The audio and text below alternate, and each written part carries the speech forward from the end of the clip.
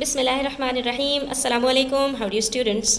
Chapter number 13 properties of triangles हम start कर चुके हैं, जिसमें हमें जो है वो डिफरेंट ट्राइंगल्स की प्रॉपर्टीज़ को सीखने को मिल रहा है। ठीक है, तो लेसन नंबर 1 हमने कर लिया है। अब हम बारी है लेसन नंबर 2 करने की, जिसमें हमारे पास कुछ डिफरेंट किस्म के क्वेश्चंस हैं जिसको हमने सॉल्व करना है। ठीक है, तो अब आपने इन क्वेश्चंस को सॉल्व करने से पहले 2-3 चीज़ों को अच्छी तरह से जहन नशीन कर लेना, यानी याद कर लेना। और वो क्या है स्टूडेंट्स, कि जब भी हमारे पास कोई एक ट्राइंगल होता है तो हमेशा उसके अंदर जो बनने वाले एंगल्स हैं, तीन एंगल्स होते हैं ना एक ट्राइंगल में, क्योंकि उसको कहते ही क्या है हम, ट्राई एंगल का मतलब क्या है, 3 एंगल्स। यानी एक ट्राइंगल में जब 3 एंगल्स बनते हैं तो जब हम तीनों एंगल्स को प्लस करते हैं तो वो हमेशा 180 डिग्रीज के इक्विवेलेंट होता है। चाहे ट्राइंगल बड़ा हो, चाहे ट्राइंगल छोटा हो, चाहे ट्राइंगल इक्विलेटरल हो, आइसोसेलेस हो, स्केलन हो, चाहे आपका ट्राइंगल राइट एंगल ट्राइंगल हो, चाहे एक्यूट एंगल ट्राइंगल हो, जो भी आपके पास ट्राइंगल है XYZ, उसके अंदर हमेशा ये वाली प्रॉपर्टी आपकी मौजूद रहेगी। इस प्रॉपर्टी को यूज़ करते हुए हम ट्रायंगल्स के जो अननोन एंगल्स हैं उसको फाइंड आउट करते हैं। अब जैसे यहाँ पर हमसे कह रहे हैं कि भाई हमारे पास एक इक्विलेटरल ट्रायंगल है ABC।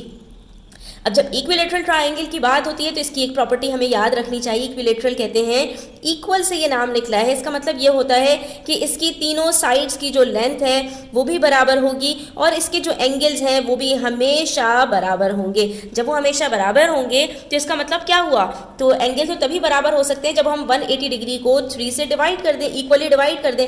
ठीक है, तो ये हमारे पास बन जाएगा 60 डिग्रीज। इसका मतलब है एक इक्विलेटरल ट्रायंगल के हमेशा तीनों एंगल्स 60 डिग्रीज के होते हैं, यानी 60 + 60 + 60 180 डिग्री बन जाता है। इस तरह तीनों एंगल्स हमारे पास सेम होते हैं। तो यहाँ पर हम ये कह सकते हैं कि ये जो हमारे पास एंगल ABC है ये भी 60 डिग्रीज होगा, ये जो एंगल BCA है ये भी 60 डिग्रीज होगा, और ये जो तीसरा एंगल हमें नजर आ रहा है बीच में से स्प्लिट हुआ है ये भी पूरा एंगल हमारे पास 60 डिग्रीज का होगा। ठीक है, अब क्या है, हम स्टेप बाय स्टेप चल रहे हैं स्टूडेंट्स। ठीक है, हमने ये बात भी सीख ली कि एंगल्स का जो यहाँ पर सम होता है ट्राइंगल के वो 180 डिग्री होता है और इक्विलेटरल ट्राइंगल के अंदर तीनों एंगल्स भी बराबर होते हैं।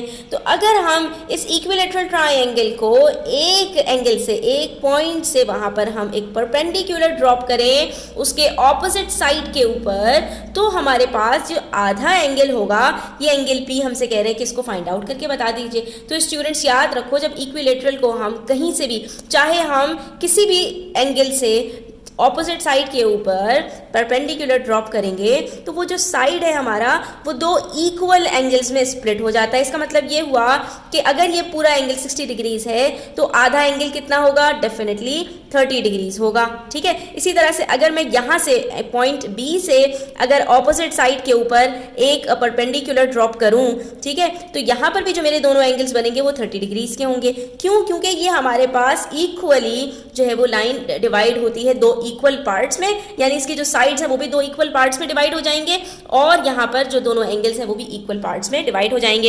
ये तो हो गया एक तरीका इस एंगल को फाइंड आउट करने का। लेकिन आपको मैं बात बताऊं कि इसको फाइंड आउट करने का एक और आसान तरीका है, और वो ये है कि यहाँ पर जब हमारे पास ये परपेंडिकुलर ड्रॉप हुआ तो हमारे पास ये 2 राइट एंगल्स बन गए। ये डब्बा इस बात को शो कर रहा है कि 2 हमारे पास राइट एंगल्स बन रहे हैं। हमें तो उन्होंने एक ही तरफ डब्बा दिया है, 90 डिग्रीज दिया, लेकिन हम दूसरी तरफ भी कह सकते हैं। अब हमें दूसरी प्रॉपर्टी याद आई कि भाई एक स्ट्रेट लाइन के ऊपर जब 2 एंगल्स बनते हैं तो उसका सम भी हमेशा 180 डिग्रीज होता है। अब याद रखना भी आसान है student, sum of angle of triangle भी 180 डिग्रीज है और स्ट्रेट लाइन के ऊपर बनने वाले एंगल्स का भी सम 180 डिग्रीज है। तो जब एक एंगल 90 डिग्री है तो दूसरा एंगल भी कितना होगा, 90 डिग्रीज होगा। अब जब हमें ये बात पता है कि ये 90 डिग्रीज है, दूसरा एंगल 60 डिग्रीज है, तो तीसरा एंगल कितना होगा, वेरी सिंपल, सिंपली हम क्या करेंगे, 180 में से पहले 90 को माइनस करेंगे, बचा 90 में से मजीद 60 को माइनस करेंगे, बचेगा 30 डिग्रीज। ठीक है, तो इसका मतलब है एंगल P हमारे पास यहाँ पर, क्योंकि हमने कहा था कि एक ही ट्राइंगल के अंदर मजीद ट्राइंगल्स बनाते चले जाओ तब भी हमारे पास जितने ट्राइंगल्स नए बनते जाएंगे उन सब के एंगल्स का सम भी 180 डिग्रीज ही होगा। तो हम यहाँ पर कह सकते हैं the unknown angle P is an angle of triangle ABD। हमारे पास ये जो ट्राइंगल है ABD, ये हमारे पास इसके अंदर एंगल P एक अननोन एंगल है, जिसमें हमें पता है कि ट्राइंगल ABC इक्विलेटरल ट्राइंगल है। तो ये वाला जो हमारे पास एंगल ABD बन रहा है ये 60 डिग्रीज होगा, जो कि मैंने आपको पहले ही बता दिया। तो इसका मतलब ये हुआ कि हमारे पास यहाँ पर जो ABD के बाद ये है ABD है, ये राइट एंगल ट्राइंगल के अंदर, क्योंकि ये राइट एंगल ट्राइंगल बन रहा है तो इसके अंदर ये जो BDA है ये एंगल हमारे पास 90 डिग्री होगा, ठीक है। चाहे आप इसको ADB कहें या BDA कहें, बात एक ही है, ठीक है। तो ये हमारे पास जब दोनों एंगल्स हमें पता चल गए तो तीसरा एंगल निकालना कुछ मुश्किल नहीं है। हमने 90 डिग्रीज में से दूसरे एंगल को सब्ट्रैक्ट किया और हमारे पास आंसर आ गया 30 डिग्रीज, ठीक है। इसी पेज पर दूसरा क्वेश्चन देखिए, क्वेश्चन नंबर 2। उसमें हमसे कह रहे हैं ACD is a straight line. ये एक ट्राइंगल बना के दिया, दो एंगल्स इसमें नोन है, तीसरा एंगल हम यहाँ पर फाइंड आउट करते हैं और हमारे पास यहाँ पर ये जो स्ट्रेट लाइन है इसके अंदर हमसे कह रहे हैं कि ये जो इसका एक्सटीरियर एंगल आपको नजर आ रहा है ना, ये एंगल Q फाइंड आउट करके दे दीजिए। तो क्या कोई ऐसा तरीका हमें नजर आ रहा है कि हम इस एंगल Q को फाइंड आउट कर सकें? तो हाँ बिल्कुल, जब इन्होंने हमें ये बता दिया कि ये एक स्ट्रेट लाइन है जिसमें हमारे पास एक एंगल हमें अगर पता चल जाए तो हम ये वाला एंगल आसानी से पता लगा सकते हैं, क्योंकि स्ट्रेट लाइन के ऊपर सम ऑफ एंगल्स हमेशा 180 डिग्री होता है। तो हम पहले इसको पता लगाते हैं और उसके बाद इसको पता लगा लेंगे, और इसको पता लगाने का तरीका मौजूद है क्योंकि ये ट्राइंगल के अंदर एनक्लोज्ड है और sum of angles of a triangle 180 degree होता है। इन दोनों को हम ऐड करेंगे, 180 में से सब्ट्रैक्ट करेंगे और हमें ये पता चल जाएगा, ठीक है। तो 60 + 65 कितना होता है? 125।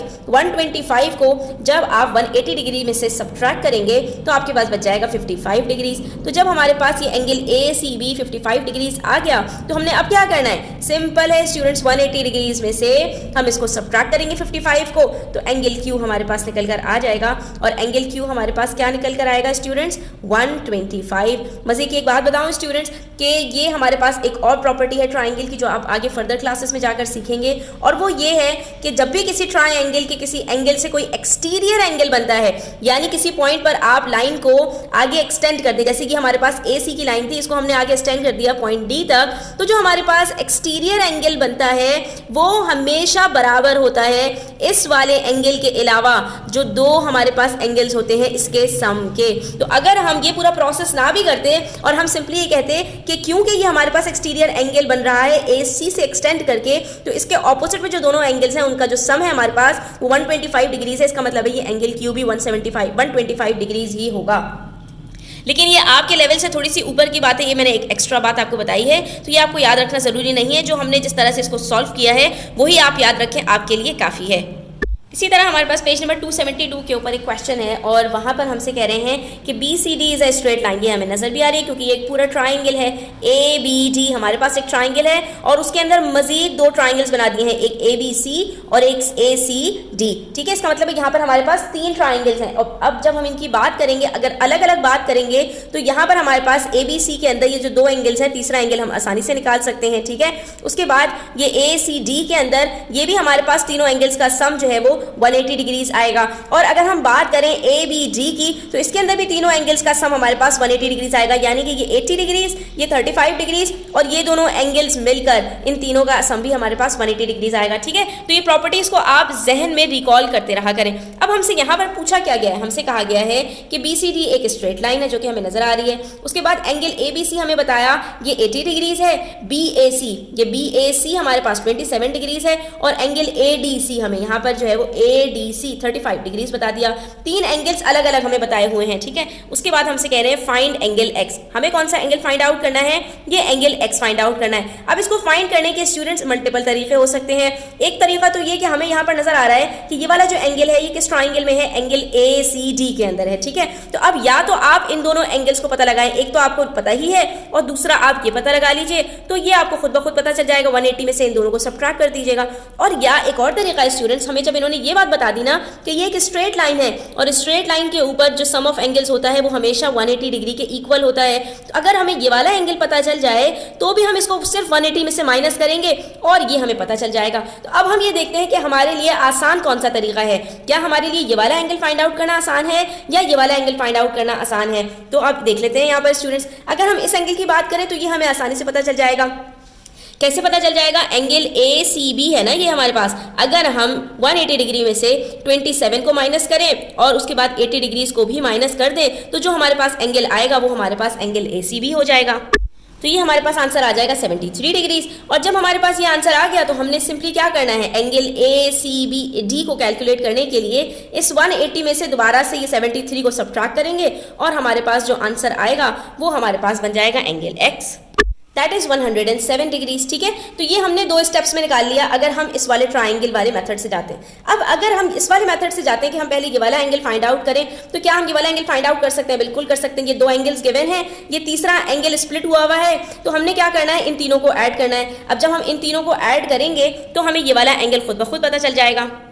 तो हमने क्या किया, पहले 180 डिग्री में से ये पूरा ट्राइंगल लिया, इसमें से 35 को माइनस किया, 80 डिग्रीज को माइनस किया, और ये जो स्प्लिट हुआ हुआ है 2 एंगल्स में, इसको भी 27 को भी माइनस किया, क्योंकि यहाँ पर इस वाले ट्राइंगल के अंदर तो एंगल ए इन दोनों एंगल से मिलकर बन रहा है। ठीक है, तो फिर हमने ये जब माइनस किए तो हमारे पास आंसर आ गया 38 डिग्रीज। अब हम क्या करेंगे, इस वाले ट्राइंगल के अंदर आएंगे, और अब ये हमारे पास जब 38 डिग्रीज आ गया स्टूडेंट्स, तो हमने यहाँ पर ये 35 डिग्रीज और 38 डिग्रीज दोनों को माइनस कर देना है 180 में से, और हमारे पास आंसर आ जाएगा यहाँ पर वही जो हमारे पास अर्लियर उसमें आया था, that is 103 degrees, sorry 107 degrees. ठीक है, तो दोनों सूरतों में आंसर भी सेम आएगा और दोनों सूरतों में आपके लिए मेथड भी आसान है। तो आप जिस भी मेथड से करना चाहते हैं इसको कर सकते हैं, दोनों आपको मैंने यहाँ पर बता दिए हैं। ठीक है, उसके बाद क्वेश्चन नंबर 4 देखिए, यहाँ पर हमसे कह रहे हैं BCD is a straight line, AC is equals to BC। अच्छा, अब यहाँ पर हमसे कह रहे हैं BCD, ये एक स्ट्रेट लाइन हमें दी है, इसका मतलब है कि यहाँ पर ये जो दोनों एंगल्स बनेंगे इनका सम 180 डिग्रीज होगा। ठीक है, जब स्ट्रेट लाइन दी जाती है तो उसका कुछ ना कुछ काम भी होता है,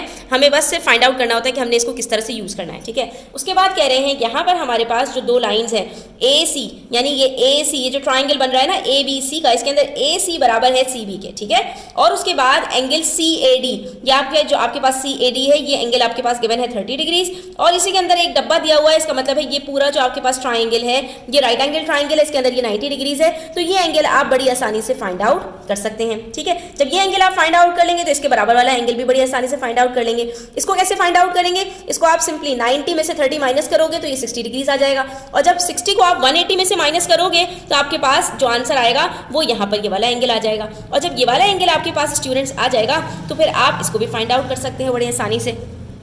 क्यों आसानी से फाइंड आउट कर सकते हो स्टूडेंट्स, क्योंकि यहाँ पर हम एक और प्रॉपर्टी देख रहे हैं, और वो ये है कि जब ये 2 साइड्स बराबर हैं तो इसका मतलब है कि ये जो ट्राइंगल है हमारे पास ABC, ये हमारे पास आइसोसेलेस ट्राइंगल है। इसका मतलब है जो साइड्स हमें गिवन है, इस साइड के ऑपोजिट में ये जो एंगल है एंगल Y, और इस साइड के ऑपोजिट में ये जो एंगल है हमारे पास BAC, ये दोनों आपके पास बराबर होंगे। इसका मतलब है अगर ये एंगल आपको पता चल जाएगा तो आपने सिंपली क्या करना है, 180 में से इस एंगल को माइनस करना है, जो भी आपके पास आंसर आएगा उसको आपने 2 से डिवाइड देना है, तो ये दोनों एंगल्स आपको खुद ब खुद पता चल जाएंगे। आइसोसेलेस ट्राइंगल के अंदर हमने यही करना होता है। ठीक है, कॉमन सेंस की बात भी है ये। तो अब हम क्या करेंगे, हम सबसे पहले यहाँ पर ये वाला एंगल C फाइंड आउट करेंगे। एंगल C कैसे फाइंड आउट करेंगे, ये तो 90 डिग्रीज है, बाकी बचा 90, तो 90 में से 30 को माइनस कर दिया, ये एंगल ACD हमारे पास निकल कर आ गया 60 डिग्रीज।